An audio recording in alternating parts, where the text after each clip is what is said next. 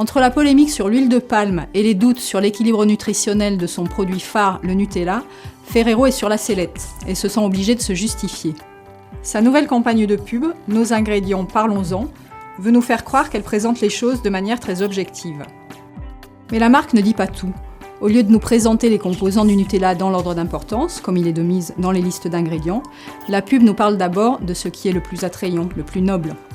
À lire la liste et à voir les pages du site internet spécialement consacré à la composition du Nutella, on a l'impression qu'il y a beaucoup de noisettes, beaucoup de cacao, beaucoup de lait, et puis accessoirement du sucre et de l'huile. D'ailleurs, on ne parle pas d'huile et de sucre, mais de fruits du palmier à huile et de sucre de betterave française. À croire qu'il faut compter le Nutella dans les 5 fruits et légumes par jour. Voyons ce qu'il y a en réalité dans un pot de 400 g de Nutella. En gros, à peu près la moitié du pot, c'est du sucre. Le deuxième ingrédient, c'est l'huile de palme, environ 1/5 du pot.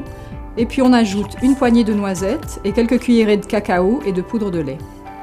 Donc le Nutella, c'est une gourmandise comme une autre. Et comme toutes les gourmandises, si on tient à sa santé, il ne faut pas en abuser. Quant à Ferrero, on comprend qu'il soigne son image auprès de ses clients français, car la France est son premier marché mondial pour le Nutella. Mais malgré tous ses efforts, il n'arrivera pas à nous faire prendre ses publicités pour de l'information.